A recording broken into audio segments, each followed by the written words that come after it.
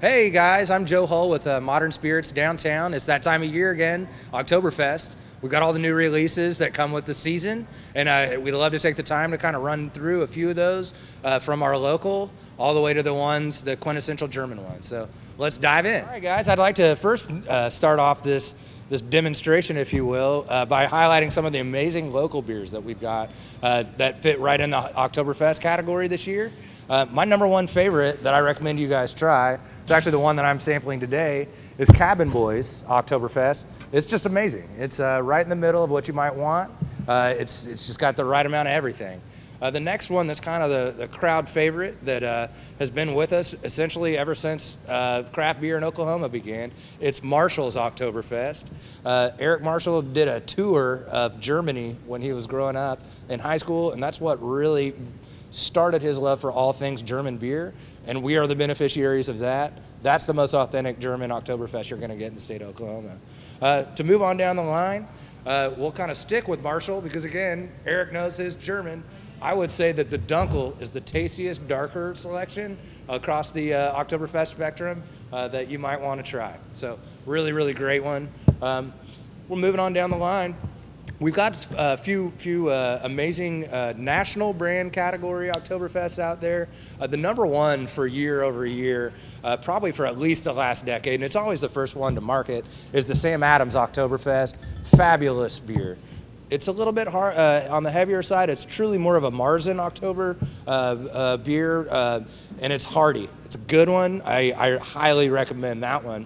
Another one of the easier drinkers in the national kind of end of the spectrum for the Oktoberfest is definitely Shiner. Spotzel Brewery's from Texas. I'm not sure if anybody's had Shiner Bock out there, but pretty much everything they do now is a high quality, great price, approachable beer that I can guarantee you'll enjoy. So, plus they make a cheap 12-pack, so you might think that's good for the old Oktoberfest parties. It's a good one. Now, I did miss one beer that I wanted to point out to you here that was a great local. It's not really Tulsa local, but an Oklahoma City one. I hate to jump back, but everything that Stone Cloud does these days is interesting. Most of their IPAs are off the chart, but when they choose to do something like a Weiss beer, you can be guaranteed that you're going to get something super high quality. So definitely check it out.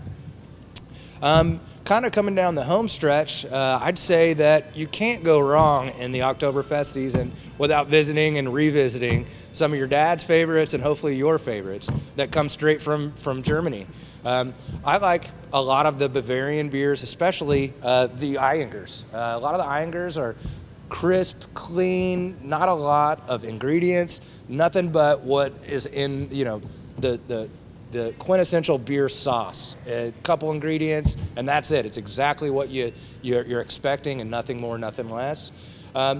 And then I'd say probably the last thing that I'd close out this section with is a segment that I think fits perfectly in Oktoberfest, and it's the pumpkin beer category. Who doesn't like those? They're not necessarily Oktober or German, but they certainly fit the season. And there's a couple really interesting ones out there that you might look into. Schlafly from St. Louis. Great old beer producer, German family. They make amazing pumpkin ale. That's available in almost every store in Tulsa. And then the one I'd probably close it out with on the pumpkin side is Kentucky Ales. They're a really cool kind of specialty brand from Artisan.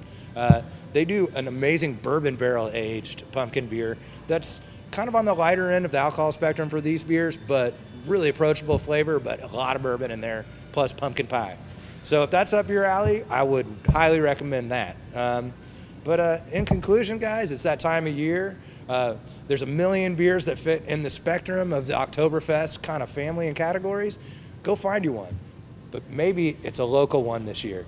Support our local brewers. They've had a tough year of this past pandemic year, and boy, do they make good beers, and boy, should you try them. So give old Eric Marshall and Marshall Beers a try. Maybe Stone Cloud, Cabin Boys, American Solera, whoever you see at Oktoberfest this year, you will certainly enjoy what they've got coming for you.